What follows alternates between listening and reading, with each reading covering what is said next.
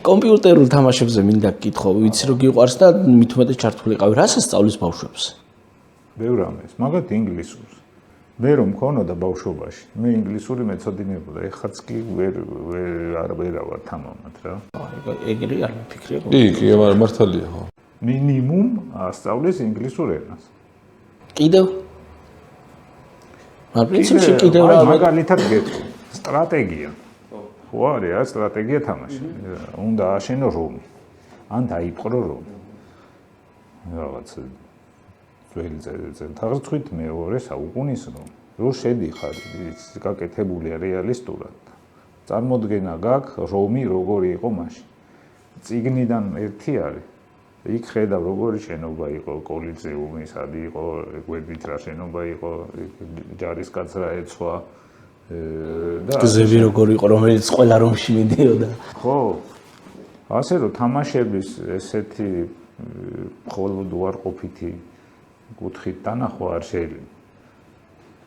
იმიტომ რომ მით უმეტეს რომ მე არ არის ასაკი, როცა აღარ თამაშობს ადამიანი. მე ეგეთი არ ვიცი.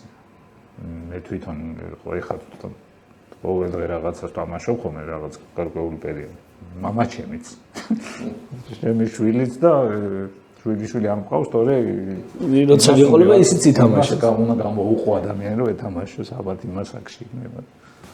ასე რომ თამაშებს სტუდია არაფერი არ არის, უბრალოდ წეღარო სხვა რაღაცაზე თქვით რა იუმორზე რაღაცაზე ზედმეტი არ შეიძლება რა. სამწუხაროდ მშობლების თაობაში ბევრში არის დემონიზირებული. აუ, თამაშობს ჩემი შვილი და ესეც ალსახად ცუდი არ არის პირიქით. თუნდაც რამდენი რაღაც სწავლა შეიძლება. სწავლა საერთოდ თამაშით არ იწყება ბავშვები ბაღში და თამაშით არ ასწავლიან. თამაშები მეც ვიყვარს ვაღიარებ, მაგრამ შეიძლება ეს საკვიატებაა ჩემი. წიგნი ჩააჩოჩა თამაშებმა და ეგ არ მომწონს რა. ბოტუმ კაცო, წიგს თავის დრო აქვს, თამაშ თავის. აი, წიგნის დროსაც რო თამაშს უთმობენ, მაგას განით. მაგრამ შენ მითხარი იმ დღეს, მე მგონი ჩვენ ბავშვობაში ვყოფილიყო ეს ამდენი თამაში, სულ არ მოვკიდევდი იმ წიგნებს ხელსო რა.